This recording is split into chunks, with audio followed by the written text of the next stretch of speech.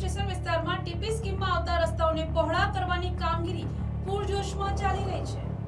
આ કામગીરી હેઠળ હાલના 5.50 મીટરના રસ્તાને પહોળો કરીને તેને 7.50 મીટરનો કરવામાં આવશે।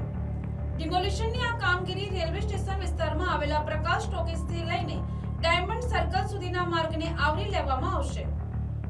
રસ્તાની બાધક બનતી દિવાલો અને દબાણોને દૂર કરવામાં આવી રહ્યા છે, જેથી વાહન વ્યવહાર માટે પૂરતી જગ્યા મળી રહે।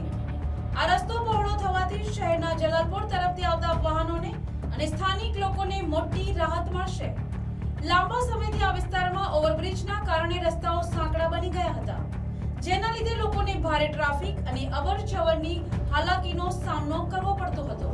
નવસારી મહાનગરપાલિકા દ્વારા જુદા જુદા વિસ્તારમાં રસ્તાને વાઇડનિંગ કરવાની પ્રક્રિયા શરૂ કરવામાં આવેલી હતી, જેના ભાગરૂપે આજ રોજ શુક્રવારના રોજ પ્રકાશ ટોકીઝ પાસે જે 5.25 મીટરનો ટીપી રસ્તો છે તેની પહોળાઈ વધારીને 7.50 મીટરની વિડ્થ મળે એ રીતે પ્રોપર્ટીઓનું ડિમોલિશન કરીને રસ્તાની વિડ્થ વધારવાની કામગીરી ટીપી અને એસ્ટેટ વિભાગ દ્વારા કરવામાં આવી રહી છે।